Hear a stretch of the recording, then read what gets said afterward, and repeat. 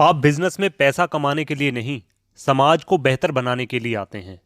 पैसा तो खुद ब खुद आता है। यह प्रसिद्ध कोट है महान रतन टाटा जी का। टाटा एक ऐसा नाम जिसे हर हिंदुस्तानी जानता है। टाटा ग्रुप ने न्यू इंडिया की नींव रखी और देश की उन्नति के लिए हमेशा काम किया। यह सिर्फ एक बिजनेस हाउस नहीं, बल्कि एक ऐसा समूह है जो समाज के हर तबके को साथ लेकर चलता है। टाटा ग्रुप का फोकस सिर्फ प्रॉफिट कमाना नहीं, बल्कि समाज की भलाई और लोगों की बेहतरी के लिए अपना योगदान देना है। यही वो पहचान है जो टाटा को बाकियों से अलग करती है। इस किताब में आप जानेंगे कि कैसे एक परिवार ने सिर्फ एक बिजनेस नहीं, बल्कि एक पूरे राष्ट्र को खड़ा करने का सपना देखा और उसे हकीकत में बदल दिया। टाटा ग्रुप की सफलता का राज क्या है, कैसे उन्होंने अपने सफर की शुरुआत की, और सबसे बड़ी बात, क्या चीज टाटा को दुनिया के बाकी बड़े बिजनेस टाइकून से अलग बनाती है। ये सभी सवाल और टाटा ग्रुप से जुड़े अनगिनत दिलचस्प पहलू आपको इस बुक में मिलते हैं। तो चलिए शुरू करते हैं आज की खास किताब, the Tatas, how a family build a business and a nation, जिसे लिखा है गिरीश कुबेर जी ने। गिरीश मराठी जर्नलिस्ट और लेखक हैं जो 2010 से डेमोक्रेसी के मैनेजिंग डायरेक्टर हैं। इससे पहले उन्होंने इकोनॉमिक्स टाइम्स में पॉलिटिकल ब्रांच के एडिटर के रूप में काम किया। इंटरनेशनल इकोनॉमिक्स और पॉलिटिक्स में उनकी खास दिलचस्पी है। इस बुक के जरिए हम जानेंगे कि एक बिजनेसमैन के अंदर क्या क्या गुण होते हैं जो उसे ना सिर्फ अपने बिजनेस को बनाए रखने में मदद करते हैं, बल्कि उसे समाज का एक अभिन्न हिस्सा बनाने में भी मदद करते हैं। तो विदाउट वेस्टिंग शुरू करते हैं आज की book summary, the Tatas by Girish Kuber, only on from किताब यूट्यूब चैनल। लेकिन उससे पहले अगर आपने अभी तक भी हमारा चैनल सब्सक्राइब नहीं किया है तो चैनल को सब्सक्राइब करके बेल आइकन जरूर प्रेस कर लें। So let's get started. Tata group की बुनियाद एक इंसान ने रखी जिसका नाम था नुसेर वांजी टाटा। उनका जन्म 1822 यानी 1822 में नवसारी, गुजरात में हुआ था। जन्म के समय एक ज्योतिष ने भविष्यवाणी की थी कि नुसेर वांजी एक दिन दुनिया पर राज करेंगे और बहुत अमीर बनेंगे।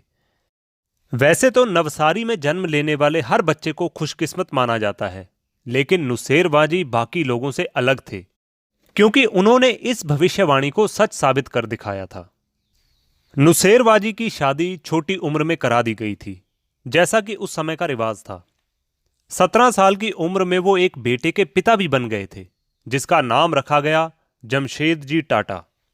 जमशेद जी का जन्म 1839 यानी 1839 में हुआ। नवसारी के ज्यादातर लोग अपने गांव से बाहर नहीं जाते थे। उनके लिए उनका गांव ही पूरी दुनिया थी। लेकिन नुसेर वांजी कुछ अलग थे। उनका सपना था कि वो मुंबई जाकर बिजनेस शुरू करें। वो अपने परिवार के पहले व्यक्ति थे जिन्होंने नवसारी को छोड़कर बाहर कदम रखा था। हालांकि नुसेर वांजी ना तो ज्यादा पढ़े लिखे थे और ना ही उनके पास व्यापार करने के लिए धन था। यहां तक कि बिजनेस की कोई बहुत ज्यादा समझ भी नहीं थी। पर उनके पास एक खास चीज थी और वो था जुनून, बड़े सपने देखने का और उनको पूरा करने का। यही जुनून उन्हें मुंबई ले आया। अपने साथ उन्होंने अपनी पत्नी और अपने बेटे जमशेद जी को भी मुंबई लेकर आ गए। वहां जाकर नुसेर वांजी ने अपने एक दोस्त की मदद से कॉटन का बिजनेस शुरू किया। उनके बिजनेस ने अच्छा प्रदर्शन किया और वो अपने बेटे जमशेद जी को बेहतर शिक्षा दिलाने के लिए हर संभव प्रयास करने लगे। कुछ ही सालों में जमशेद जी ने अपने कॉलेज की पढ़ाई पूरी कर ली। नुसेर वांजी चाहते थे कि उनके बेटे को इंटरनेशनल बिजनेस का अनुभव मिले, इसलिए उन्होंने जमशेद जी को ब्रिटिश कॉलोनी हांगकांग भेज दिया। वहां जमशेद जी ने 3 और साझेदारों के साथ मिलकर बिजनेस शुरू किया। इस तरह टाटा कॉटन और ओपीएम के व्यापारी बन गए। नुसेर वांजी का एक साला था, दादा भाई टाटा, जो पहले से ही हांगकांग में ओपीएम डीलर था। उसने जमशेद जी की बहुत मदद की। दादा भाई टाटा जी का एक बेटा आर.डी. टाटा जमशेद जी से 17 साल बड़ा था और एक प्रमुख ओपीएम व्यापारी भी था। आर.डी. के पास परफ्यूम और पर्स का भी बिजनेस था।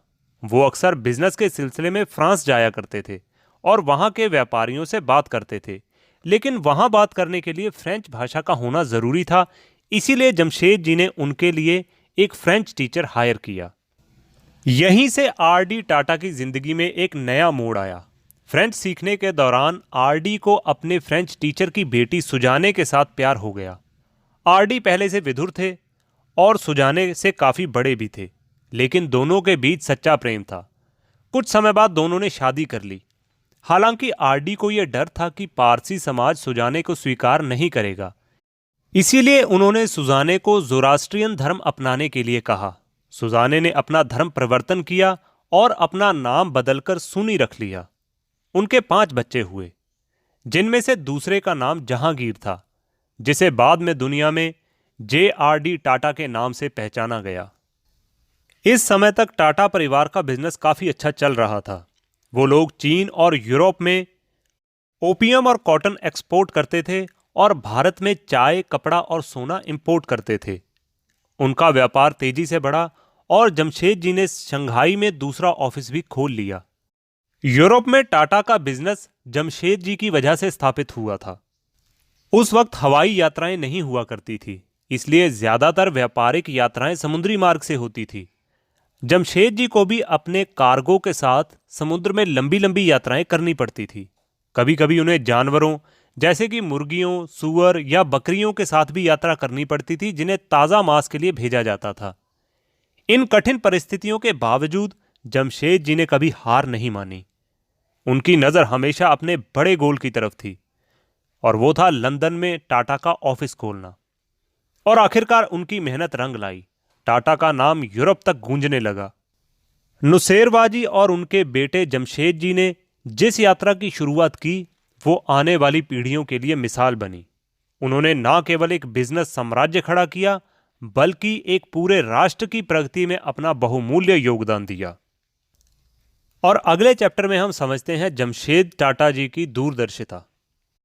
जमशेद जी टाटा इंग्लैंड जाकर काफी कुछ सीख कर आए। वहां उन्होंने मैन्युफैक्चरिंग बिजनेस की बारीकियों को समझा और तय किया कि अब वो कॉटन ट्रेडिंग के साथ साथ मैन्युफैक्चरिंग क्षेत्र में भी कदम रखेंगे। सन 1873 यानी 1873 में उन्होंने अपनी खुद की स्पिनिंग और वीविंग मिल शुरू की, जिसका नाम एम्प्रेस मिल्स रखा। आमतौर पर उस समय मिल्स मुंबई या अहमदाबाद में खोली जाती थी, लेकिन जमशेद जी ने नागपुर को चुना क्योंकि यह कॉटन फार्म के करीब था। उन्होंने इंग्लैंड से बेहतरीन क्वालिटी की मशीनरी मंगवाई और ऑपरेट करने के लिए एक्सपर्ट्स हायर किए। उनके इस कदम ने भारतीय उद्योग के लिए एक नया रास्ता खोला। मगर सबसे बड़ी चुनौती थी नागपुर का वर्क कल्चर। मुंबई में लोग बिना किसी छुट्टी के काम करते थे, जबकि नागपुर में काम के लिए सिर्फ 80% लोग ही हाजिर होते थे। ऐसे माहौल में कर्मचारियों को सजा देने के बजाय जमशेद जी ने एक प्रोविडेंट फंड स्कीम यानी पेंशन प्लान शुरू किया, ताकि उनके कर्मचारियों का भविष्य भी सुरक्षित हो सके। उन्होंने एक इंश्योरेंस स्कीम भी शुरू की, ताकि अगर किसी कर्मचारी को काम के दौरान चोट या मृत्यु हो जाए तो उसकी फैमिली को मेडिकल सहायता मिल सके। उनके इन कदमों से कर्मचारियों का हौसला बढ़ा, उनका आत्मविश्वास बढ़ा और काम में उनकी रुचि भी बढ़ी। उन्होंने अपने वर्कर्स के लिए स्पोर्ट्स डे, फैमिली डे जैसे इवेंट भी शुरू किए, जिसमें विजेताओं को कैश प्राइज, रिस्ट वॉच या गोल्ड चैन जैसे इनाम दिए जाते थे। ये जमशेद जी के इनोवेटिव विचारों का नतीजा था कि एम्प्रेस मिल के कर्मचारियों में मेहनत और ईमानदारी से काम करने का जज्बा बढ़ा। उस समय इंग्लैंड जैसे देशों में भी वर्कर्स के लिए ऐसी सुविधाएं उपलब्ध नहीं थी। जमशेद जी के इस पहल ने साबित कर दिया कि वो एक दूरदर्शी नेता थे, जिनका ध्यान ना सिर्फ मुनाफे पर बल्कि अपने कर्मचारियों के कल्याण पर भी था। उनके इन प्रयासों से टाटा ग्रुप को एक सशक्त नींव तैयार हुई मिली, जो आने वाली पीढ़ियों के लिए प्रेरणा बनी। एम्प्रेस मिल पूरे 100 साल तक चली और भारतीय उद्योग के लिए मील का पत्थर साबित हुई। जमशेद जी की सफलता की हमेशा सराहना की गई, लेकिन वो कभी सारा क्रेडिट खुद नहीं लेते थे। वो हमेशा अपनी सफलता को अपने कर्मचारियों के साथ शेयर करते थे। यही सोच टाटा ग्रुप के इतिहास में दर्ज हो गई और एक नई बिजनेस संस्कृति की नींव पड़ी, जहां मानवता और व्यापार एक साथ चलते हैं। और बढ़ते हैं अगले चैप्टर की तरफ, baptism by fire, JRD. Tata की परीक्षा। बात है 1925 की, यानी 1925। जेआरडी टाटा ने टाटा स्टील में काम करना शुरू किया। उस समय जेआरडी फ्रांस में पले बड़े थे और उनके पिता आरडी टाटा ने उन्हें जॉन पीटरसन से मिलवाया, जो टाटा स्टील के मैनेजिंग डायरेक्टर थे।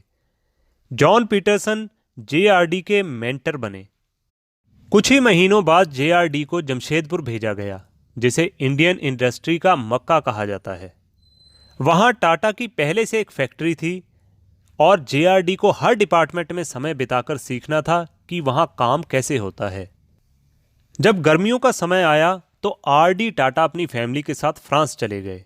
वो हर साल अपनी गर्मियों की छुट्टियां फ्रांस के हॉलिडे होम में मनाते थे, लेकिन जेआरडी को उनके पिता ने जमशेदपुर में रहने और सीखने का निर्देश दिया। इसी दौरान एक रात फ्रांस में आरडी टाटा और उनकी सबसे बड़ी बेटी ने उन्हें डांस करने के लिए कहा। डांस करते हुए अचानक आरडी थक कर बैठ गए और उनके सीने में हल्का दर्द महसूस हुआ। यह दर्द सीवियर हार्ट अटैक का संकेत था और दुर्भाग्यवश आरडी टाटा की उस वक्त मृत्यु हो गई। डॉक्टर के पहुंचने से पहले उनकी सांसें थम चुकी थी। यह खबर जेआरडी के लिए एक गहरा सदमा थी। अब उनके चारों भाई बहन की जिम्मेदारी भी उनके कंधे पर आ गई थी। इसके साथ ही एक और बड़ी चुनौती थी कि उनके पिता की और कई कंपनियां थी जिन पर आर्थिक संकट चल रहा था और भारी कर्ज में थी। जेआरडी को अपनी कुछ प्रॉपर्टी बेचनी पड़ी, जिनमें सुनीता हाउस, पुणे वाला बंगला और फ्रांस का हॉलिडे भी शामिल था। उन्होंने और उनके भाई बहनों ने ताजमहल होटल जाकर रहने का निर्णय लिया। फैमिली बिजनेस को चलाने के लिए जेआरडी को अपनी फ्रेंच सिटीजनशिप छोड़नी पड़ी और उन्हें इंग्लिश भी सीखनी पड़ी, क्योंकि उनकी मूल भाषा फ्रेंच थी। आखिरकार 1973 यानी 1973 में बोर्ड मेंबर्स ने जेआरडी टाटा को टाटा एम्पायर का लीडर घोषित कर दिया। जेआरडी ने अपने कठिन दौर को पार करते हुए टाटा ग्रुप को नई ऊंचाइयों पर पहुंचाया। उनकी नेतृत्व क्षमता और दूरदर्शिता ने न सिर्फ टाटा ग्रुप को मजबूत किया, बल्कि भारतीय उद्योग को भी नई दिशा दिखाई। और आगे बढ़ते हैं अगले चैप्टर की तरफ, the birth of a motor car. Rolls Royal England की कार है, मर्सिडीज बेंज जर्मनी की, फोर्ड अमेरिकन, टोयोटा जापान की और वोल्वो स्वीडन की। लेकिन उन दिनों भारत में कोई भी कार नहीं बनती थी। टेल्को ने पहले ट्रक्स बनाना शुरू किया और फिर रतन टाटा ने कुछ बड़ा सोचा। उन्होंने टाटा सिएरा और टाटा एसेट जैसे मॉडल्स निकाले जो इतने महंगे थे कि सिर्फ अमीर और मशहूर लोग ही ले सकते थे। तब रतन टाटा जी के मन में 100% भारतीय पारिवारिक कार बनाने का ख्याल आया और यहीं से शुरू हुई एक नई कहानी। सन 1993 यानी 1993 में रतन टाटा ने एक ऑटोमोबाइल पार्ट्स मेकर की मीटिंग में पब्लिकली इस प्लान को अनाउंस किया। उन्होंने भारतीय मैन्युफैक्चरर्स को इस प्रोजेक्ट में पार्ट लेने के लिए प्रोत्साहित किया और अगला कदम था टेल्को में एक इंजीनियरिंग टीम बनाना। हालांकि इस सपने को लेकर बहुत से लोगों ने संदेह दिखाया। पहला, इसमें बहुत सारे पैसे की जरूरत थी। दूसरा, लोगों का मानना था कि भारत में पारिवारिक कार की कोई मार्केट नहीं है। और तीसरा, क्या सच में कोई 100% भारतीय कार हो सकती है? लेकिन रतन टाटा एक सच्चे विजनरी थे। उन्होंने एक ऐसी कार का सपना देखा जिसमें 5 लोगों के बैठने की जगह हो, क्योंकि एक आम भारतीय परिवार बहुत सफर करता है। कार में सामान रखने की भी जगह होनी चाहिए और साथ ही भारतीय सड़कों पर मजबूती से सरवाइव कर सके। वे जानते थे कि उनके सामने कई चुनौतियां हैं, लेकिन वो डटे रहे। रतन टाटा जी ने सबसे बेहतरीन इंजीनियर्स को चुना। उन्होंने 120 करोड़ रुपए CAD यानी कंप्यूटर एडेड डिजाइन में इन्वेस्ट किए, जो उस समय एक बहुत बड़ी इन्वेस्टमेंट थी। लेकिन उन्हें पता था कि इस डिजाइन को परफेक्ट बनाने के लिए यह जरूरी है। डिजाइन फाइनल होने के बाद प्रोटोटाइप बनाने का काम शुरू हुआ। टेल्को फैक्ट्री में रतन टाटा ने 6 एकड़ की जगह इस प्रोजेक्ट के लिए अलॉट की। इस दौरान कई लोगों ने उनके सपने का मजाक उड़ाया, लेकिन रतन टाटा का हौसला अडिग था। उनका मानना था कि भारतीय बाजार में इस कार की भारी मांग होगी।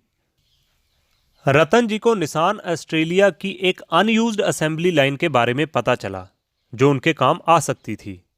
वो इसे 100 करोड़ रुपए में खरीदने में सफल रहे। ये एक बड़ी उपलब्धि थी, लेकिन इसे भारत लाने का काम आसान नहीं था। उनके इंजीनियर्स को इस मशीनरी को ध्यानपूर्वक डिसमेंटल करना पड़ा ताकि इसे सही से असेंबल किया जा सके। इस काम में करीब 6 महीने लग गए और आखिरकार टेल्को की फैक्ट्री में 500 मीटर लंबी असेंबली लाइन को स्थापित किया गया, जिसमें 450 रोबोट्स काम कर रहे थे। रतन टाटा जी ने इस असेंबली लाइन का दौरा किया और देखा कि एक इंजीनियर को एक पार्ट असेंबल करने के लिए बार बार ऊपर नीचे जाना पड़ रहा था। उन्होंने तुरंत उस काम को करने के लिए एक रोबोट को लगाने का आदेश दिया ताकि इंजीनियर्स को यह भारी काम ना करना पड़े। उन्होंने अपने इंजीनियर्स के लिए साइकिल्स भी मंगवाई ताकि वो इस लंबी लाइन पर आसानी से घूम सकें। 1998 के कार एग्जीबिशन में रतन टाटा ने खुद भारतीय मेक की ये कार चलाई। दूसरी कंपनियों ने खूबसूरत मॉडल्स को अपने स्टॉल पर रखा था, लेकिन टाटा मोटर्स का स्टॉल बिल्कुल अलग था। वहां मेल मॉडल ने पगड़ी और फीमेल मॉडल ने साड़ी पहनी हुई थी और कुछ स्कूली बच्चे हाथ में तिरंगा लिए खड़े थे। रतन टाटा ने गर्व से इंडियन कार में एंट्री की। एक दर्शक ने कहा, वाओ, ऐसा लग रहा है जैसे कोहिनूर गाड़ी में बैठकर आ रहा है। रतन टाटा जी ने इस कार का नाम इंडिका रखा। इंडिका के लॉन्च के 1 महीने के भीतर ही 14% का शेयर मार्केट मिल गया, लेकिन इसके बाद एक बड़ी समस्या आई। कई कारें डिफेक्टिव निकली। टाटा मोटर्स ने 500 करोड़ खर्च करके इस समस्या को हल किया। देश भर में कस्टमर केयर कैंप लगाए गए, जहां ग्राहक अपनी गाड़ियों के डिफेक्ट पार्ट को फ्री में रिपेयर करवा सकते हैं। रतन टाटा ने अपने ग्राहकों को आश्वासन दिया कि उनकी गाड़ियों को सही किया जाएगा। फिर भी लोगों में अपने देश में बनी हुई चीज को लेकर थोड़ा शक था। इस पर रतन टाटा जी ने इंडिका V2 यानी इंडिका का नया और बेहतरीन वर्जन लॉन्च किया।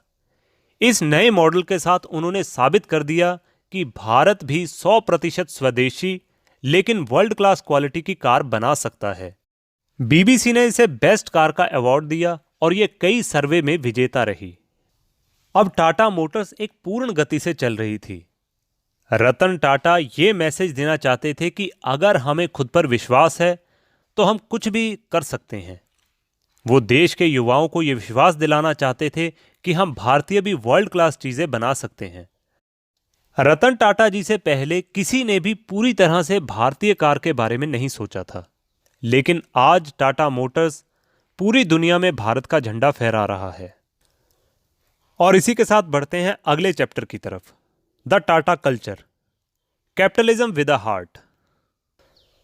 टाटा ग्रुप का एक खास दृष्टिकोण है, कैपिटलिज्म विद अ हार्ट। उनका मानना है कि केवल चैरिटी से कुछ हासिल नहीं होता, बल्कि असली बदलाव तब आता है जब आप समाज में सामाजिक संपदा का निर्माण करते हैं। टाटा ग्रुप का यह विश्वास है कि यदि समुदाय समृद्ध होगा तो व्यवसाय भी अपने आप प्रगति करेगा।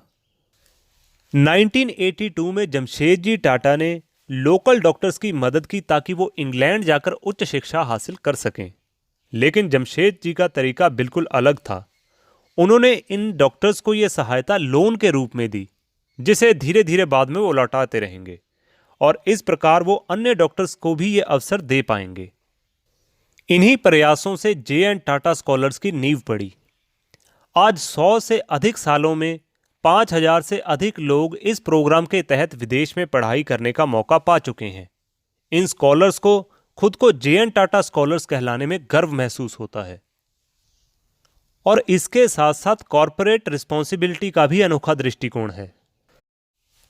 टाटा ग्रुप अन्य बिजनेस समूहों से इस बात में बिल्कुल अलग है कि उनका हमेशा ये मकसद रहा है कि वो दुनिया का सबसे अमीर या सबसे बड़ा बिजनेस ग्रुप नहीं बने, बल्कि समाज को लौटाना उनका प्राथमिक उद्देश्य रहा है।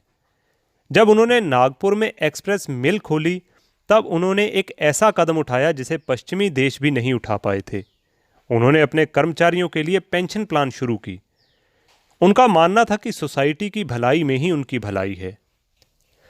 टाटा ग्रुप का यह दृष्टिकोण कि केवल पैसा कमाना नहीं, बल्कि समाज में योगदान देना महत्वपूर्ण है, उन्हें विशेष बनाता है। जमशेदजी टाटा ने इस देश को अपनी योजनाओं से लाभान्वित करने की कोशिश की, चाहे वो स्टील प्लांट हो या हाइड्रो इलेक्ट्रिसिटी के लिए आर्टिफिशियल लेक। उन्होंने अपनी संपत्ति बेचकर इंडियन इंस्टीट्यूट ऑफ साइंस की नींव रखी, क्योंकि उन्हें एहसास था कि भारत को इंजीनियर्स और साइंटिस्ट की बेहद ज़रूरत है। जमशेद जी ने अपने सामाजिक योगदान के लिए 1986 में बॉम्बे में 4 लैंड टाइटल्स और 17 बिल्डिंग्स बेच दी। इससे बेंगलोर में इंडियन इंस्टीट्यूट ऑफ साइंस का जन्म हुआ। टाटा समूह केवल दान देने में विश्वास नहीं करता, बल्कि वो समाज में और लोगों में निवेश करता है। दुनिया में कई बिलियनियर्स जैसे बिल गेट, हेनरी फोर्ड और जॉन डी रॉकफेलर जैसे लोग हैं, लेकिन टाटा समूह की पहचान बिल्कुल अलग है। टाटा का मकसद केवल सामाजिक कार्य नहीं, बल्कि ये देश की हर सामाजिक समस्या का हल करने की कोशिश करता है। उनका मानना है कि देश के स्थानीय टैलेंट को प्रमोट करना चाहिए, जबकि अन्य बिजनेस समूह कास्ट कटिंग के लिए विदेशी स्किल वर्कर को हायर करते हैं। टाटा समूह ने यह तय किया कि भारतीय युवाओं की स्किल को डेवलप करके उन्हें एम्पावर किया जा सकते। तमिलनाडु के होसुर में 1987 में टाटा ने एक प्लांट खोला। उस समय वहां के लोग मुख्य रूप से एग्रीकल्चर पर निर्भर थे। उनके पास ना तो कोई खास स्किल थी और ना ही पैसा कमाने का कोई अन्य साधन। टाटा समूह आसानी से बेंगलोर से स्किल्ड वर्कर हायर कर सकता था, लेकिन उन्होंने इसकी बजाय होसुर के 400 लोकल स्टूडेंट्स को चुना जो सिर्फ 12वीं में थे। टाटा ने इन 400 स्टूडेंट्स को बेंगलोर ट्रेनिंग के लिए भेजा। इनमें से कई तो पहली बार शहर गए थे। वहां उन्हें ट्रेनिंग दी गई, स्किल्ड बनाया गया और फिर उन्हें होसुर फैक्ट्री में काम पर रखा गया। होसुर प्लांट का ये प्रयास अत्यधिक सफल रहा। स्टूडेंट्स ने यहाँ वर्ल्ड क्लास क्वालिटी की वॉचेस बनाना सीखा, जो टाटा का प्रसिद्ध ब्रांड टाइटन वॉच है।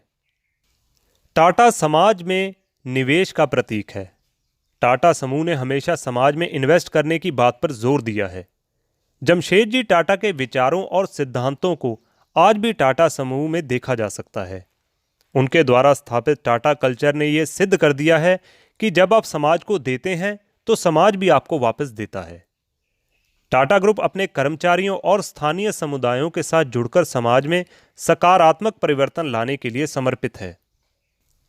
और बढ़ते हैं अगले चैप्टर की तरफ, सक्सेसर की तलाश। टाटा ग्रुप के नेतृत्व का सफर। टाटा ग्रुप के तीनों चेयरमैन अपने अपने समय में बेहद प्रभावशाली रहे हैं, लेकिन उनमें कई खास अंतर भी थे। जमशेद जी टाटा एक पारंपरिक पारसी थे। उनके व्यक्तित्व में पारसी संस्कृति की गहरी झलक दिखाई देती थी। वे दाढ़ी रखते थे, जो उस समय पारसी मर्दों के बीच एक सामान्य प्रथा थी। वहीं JRD टाटा उनसे बिल्कुल अलग थे। वे हमेशा फॉरेनर की तरह लगते थे, सूट बूट पहन के, क्लीन शेव्ड और अधिक फ्रेंडली थे। जबकि रतन टाटा का व्यक्तित्व अलग था।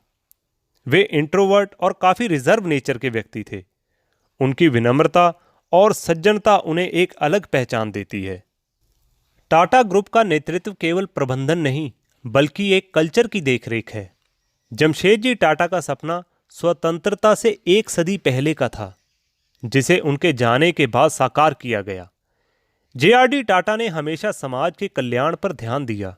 उनका मानना था कि लोगों में निवेश करो, कंपनी अपने आप बेहतर चलेगी। वे समाज के हर तबके को साथ लेकर चलने में विश्वास रखते थे। वहीं दूसरी ओर रतन टाटा का नेतृत्व शैली व्यवस्थित और अनुशासित थी। इतने बड़े टाटा ग्रुप की सभी कंपनियों को एक संस्कृति में बांधकर रखना उनके नेतृत्व का परिणाम है। 1991 में जब रतन टाटा जी 54 साल यानी 54 साल के थे, तो उन्हें टाटा ग्रुप का चेयरमैन नियुक्त किया गया। टाटा समूह का एक अनौपचारिक नियम है कि 75 साल की उम्र के बाद कोई भी चेयरमैन पद पर नहीं रहेगा। इसलिए जब रतन टाटा 73 साल के हुए, उन्होंने अपने उत्तराधिकारी की तलाश शुरू कर दी। उन्होंने एक 5 सदस्यीय चयन समिति का गठन किया, जिसमें वे खुद भी शामिल थे। ये चयन समिति काफी गोपनीय थी। इसके सदस्य मीडिया से कभी बात नहीं करते थे। हालांकि प्रेस ने हमेशा संभावित सक्सेसर का नाम अनुमान लगाने की कोशिश की है। रतन टाटा के कुछ कड़े मानक थे, क्योंकि टाटा ग्रुप को आगे बढ़ाने वाला कोई ऐसा व्यक्ति चाहिए था जो विजनरी हो, डेडिकेटेड हो और कमिटेड हो। किसी भी तरह से एरोगेंस या ईगो इस बड़े और विविधता वाले ग्रुप का हिस्सा नहीं हो सकती थी। रतन जी का यह मानना भी स्पष्ट था कि सक्सेसर भारतीय ही होगा। टाटा ग्रुप की जो फिलॉसफी और पहचान है वो भारतीयता में गहराई से रची बसी है और इस पर उन्हें गर्व भी है। उन्हें एक ऐसे उत्तराधिकारी की तलाश है जो अगले 20 से 30 साल तक टाटा ग्रुप का नेतृत्व कर सके और ये सारी क्वालिटीज एक व्यक्ति में मिलती है, साइरस प्लोंजी मिस्त्री। साइरस मिस्त्री टाटा समूह के नए उत्तराधिकारी चुने गए। उनकी फैमिली टाटा ग्रुप की 18% हिस्सेदार की मालिक है। जगुआर, लैंड रोवर और क्रूज स्टील जैसी बड़ी कंपनियों को टाटा ग्रुप के तहत लाने के पीछे साइरस मिस्त्री का मुख्य योगदान था। उस समय साइरस 43 साल के थे और उनकी उम्र के हिसाब से अगले 20 से 30 साल तक उनका नेतृत्व टाटा के लिए सफल मौका माना जाता था। रतन टाटा जी की तरह साइरस मिस्त्री भी माइल्ड और इंट्रोवर्ट नेचर के हैं। वे पार्टियों में जाना पसंद नहीं करते और उनके काम की शैली में ये गुण दिखाई देता है। सितंबर 2011 में चयन समिति ने साइरस मिस्त्री को टाटा ग्रुप का अगला चेयरमैन चुना। साइरस पारसी परिवार से बिलोंग करते हैं। उनके पिताजी अरबपति और उनकी मां आयरलैंड से है। मिस्त्री परिवार टाटा समूह से 100 साल से भी अधिक समय से जुड़ा हुआ है। साइरस मिस्त्री के चयन की घोषणा होते ही अफवाहों का दौर खत्म हो गया, लेकिन उनकी योग्यताओं पर सवाल उठाए गए। ये पहली बार नहीं हुआ था कि टाटा ग्रुप के नेतृत्व को लेकर सवाल उठाए गए हों। जब रतन टाटा ने जेआरडी की जगह ली तब भी लोगों ने उन पर संदेह किया था, लेकिन रतन टाटा ने खुद को एक मजबूत लीडर के रूप में स्थापित करके दिखाया। अब समय साइरस मिस्त्री का था कि वे अपने नेतृत्व से खुद को साबित करें। और यहीं से अगले चैप्टर की शुरुआत होती है, टाटा ग्रुप के नेतृत्व में बदलाव। टाटा ग्रुप अपनी लॉन्ग टर्म सोच और दूरदर्शी दृष्टिकोण के लिए प्रसिद्ध है। उनके डिजाइन हमेशा साल दर साल के आंकड़े पर नहीं बल्कि लॉन्ग टर्म दृष्टिकोण के आधारित होते हैं। टाटा की नींव हमेशा ईमानदारी और इंटीग्रिटी पर आधारित रही है, परंतु साइरस मिस्त्री की लीडरशिप में एक नया दृष्टिकोण सामने आया। उनके लिए परफॉर्मेंस को मापने का तरीका नंबर्स और प्रॉफिट के टर्म में होता था। उनका पहला बड़ा निर्णय उन व्यवसायों को बंद करना जो अब लाभदायक नहीं रह गए थे। उन्होंने इंग्लैंड में स्टील बिजनेस को बेच दिया और बरमुडा के ओरिएंट एक्सप्रेस होटल की डील को भी रद्द कर दिया। साइरस का focus financially services, retail, tourism, defence और लेजर जैसे क्षेत्रों पर था। वे मानते थे कि टाटा ग्रुप को अपना ध्यान केंद्रित करके रेवेन्यू बढ़ाने के साथ साथ सोच समझकर इन्वेस्टमेंट करनी चाहिए। उसी साल सभी टाटा कंपनियों के प्रमुखों की वार्षिक बैठक का समय आ गया। साइरस इस बैठक में सभी कंपनियों की परफॉर्मेंस और भविष्य की योजनाओं के बारे में सुनने के लिए तैयार थे। उन्हें अपने इन्वेस्टर्स को भी जवाब देने थे, मगर इसी बीच उन्हें पता चला कि कुछ बोर्ड मेंबर्स बैठक से पहले एक अनौपचारिक मीटिंग कर रहे हैं। उन्हें यह बात अजीब लगी क्योंकि उन्हें इस मीटिंग के बारे में कोई जानकारी नहीं थी। जब वार्षिक बैठक का समय आया, साइरस को 2 अप्रत्याशित मेहमानों को देखकर बड़ी हैरानी हुई। उनमें से एक थे बोर्ड मेंबर नितिन नोहरिया और दूसरे खुद रतन टाटा। ये चौंकाने वाली बात थी क्योंकि रिटायरमेंट के बाद चेयरमैन इन मीटिंग में शामिल नहीं होते। ये टाटा ग्रुप की परंपरा थी कि रिटायरमेंट के बाद कोई भी हस्तक्षेप ना करे। साइरस को यह सब समझ नहीं आ रहा था कि यह सब क्यों हो रहा है। मीटिंग के दौरान नितिन नोहरिया ने अचानक घोषणा की कि बोर्ड के सदस्यों ने फैसला किया है कि साइरस मिस्त्री को पद से इस्तीफा दे देना चाहिए। पहले हुई मीटिंग का एजेंडा ही साइरस को हटाने का था। रतन टाटा ने बस इतना कहा, सॉरी साइरस, ऐसा नहीं होना चाहिए था। साइरस को बताया गया कि बोर्ड के सदस्यों का उन पर से विश्वास उठ चुका है, लेकिन स्पष्ट रूप से उन्हें हटाने का कोई कारण सामने नहीं रखा गया। 30 मिनट के भीतर यह खबर पूरे मीडिया में फैल गई थी। सभी समाचार पत्रों की सुर्खियों में यही खबर थी, टाटा ग्रुप के भीतर उथल पुथल। लोग साइरस को हटाए जाने के पीछे संभावित कारणों पर अटकलें लगा रहे थे। कुछ का मानना था कि साइरस को इसलिए हटाया गया क्योंकि उन्होंने अनप्रॉफिटेबल व्यवसाय को बेचा, जबकि कुछ का मानना था कि टाटा ट्रस्ट फंड को नजरअंदाज किया गया था। रतन टाटा ने इन अटकलों पर कोई टिप्पणी नहीं दी। माना जाता है कि नए चेयरमैन 20 से 30 साल तक पद पे बने रहेंगे, इसलिए साइरस मिस्त्री को केवल 4 साल बाद ही हटाना पड़ा। इस निर्णय से नाराज होकर साइरस ने नेशनल कंपनी लॉ ट्रिब्यूनल में शिकायत दर्ज की। साइरस मिस्त्री ने टाटा ग्रुप पर उनके साथ अन्याय करने का आरोप लगाया। इसके बावजूद टाटा ग्रुप ने जल्दी ही एक नया उत्तराधिकारी ढूंढ लिया। टाटा कंसल्टेंसी सर्विस के सीईओ नटराजन चंद्रशेखर को चुना गया। चंद्रशेखरन एक स्टाफ स्पोकन और प्रभावशाली व्यक्ति थे, जो अपने करियर की शुरुआत से ही टीसीएस का हिस्सा रहे थे। फरवरी 2017 में उन्हें औपचारिक रूप से टाटा ग्रुप का नया चेयरमैन नियुक्त किया गया। उनके नेतृत्व में टाटा ग्रुप की समस्याओं का हल निकलने लगा। जापानी टेलीकॉम कंपनी डोकोमो, जो टाटा ग्रुप के खिलाफ एक कानूनी लड़ाई लड़ने जा रही थी, चंद्रशेखरन के हस्तक्षेप से यह मामला सुलझ गया। यूरोप में टाटा स्टील बिजनेस घाटे में चल रहा था, तो चंद्रशेखरन ने जर्मनी की किसी कंपनी के साथ इसको मर्ज कर दिया। टाटा टेली सर्विसेज को उन्होंने एयरटेल को बेच दिया।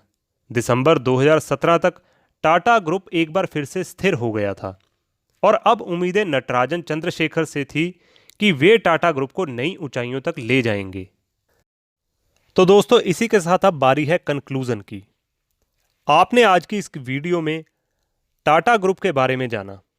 आपने इस बुक में जमशेद जी, जेआरडी और रतन टाटा जी के बारे में जाना। आपने इस बुक के माध्यम से एक्सप्रेस मिल्स और इंडिका के बारे में भी पढ़ा। आपने यहाँ टाटा कल्चर की इंटीग्रिटी, गुडविल और सोशल वेल्थ के बारे में जाना। टाटा ग्रुप बिजनेस को लेकर काफ़ी इंटेलिजेंट और दूर की सोचने वाले हैं, मगर वो अपनी एबिलिटी का यूज़ देश की हेल्प के लिए करते हैं। वो मानते हैं कि समाज की हेल्प करना ज़रूरी है और लोगों की भलाई में ही कंपनी की भलाई छुपी है। शायद यही उनकी सफलता का राज है। जितनी बड़ी टाटा कंपनी है, उनका पर्पस उससे काफ़ी बड़ा है। वैसे दोस्तों, इमेजिन करो अगर आप टेल्को में इंजीनियर होते तो क्या आप रतन टाटा पे उस टाइम ट्रस्ट कर पाते जब उन्होंने कहा था कि एक इंडिजीनियस कार इंडिया में बन सकती है? हमें कमेंट में ज़रूर बताइए। खैर, खुद पे ट्रस्ट करो। यही लेसन रतन टाटा जी हर इंडियन को देना चाहते थे। जब आप खुद पे बिलीव करते हो तो आपके लिए कुछ भी इम्पॉसिबल नहीं रहता और आप ऐसी लाइफ जीते हो जहां पे कोई लिमिट नहीं होती। और आप भी खुद पर ट्रस्ट करके अपनी लाइफ को लिमिटलेस बनाओगे। इन्हीं शुभकामनाओं के साथ मैं राजविंदर सिंह लेता हूं आपसे इजाज़त। मिलेंगे नई वीडियो में नई समरी के साथ। तब तक के लिए रखिए अपना ध्यान, पढ़ते रहिए और आगे बढ़ते रहिए। जय हिंद।